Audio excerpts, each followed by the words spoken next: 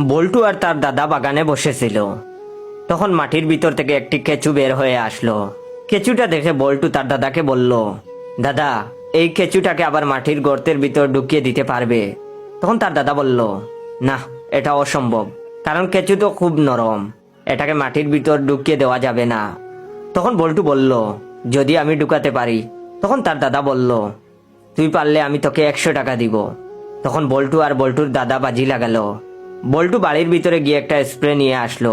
কিছুক্ষণের মধ্যে কেঁচুটি একদম শক্ত হয়ে গেল। বল্টু তখন খুব সহজেই কেঁচুটাকে আবার সেই মাটির গর্তের ভিতর ঢুকিয়ে দিল।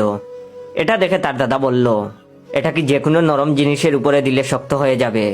তখন বল্টু বলল, বল্টুর দাদা বল্টুর কথা শুনে খুশিতে আত্মহারা হয়ে ওই স্প্রেটা নিয়ে বাড়ির ভিতরে গেল। আধ ঘন্টা পর দাদা আবার বাগানে এসে নাটি বল্টুকে 600 টাকা দিয়ে বলল, এই ধর তোর বাজিতে জিতার টাকা। তখন বল্টু বলল, দাদা, আমরা তো বাজি ধরেছিলাম 100 টাকার, কিন্তু তুমি আমাকে 600 টাকা দিচ্ছ কেন?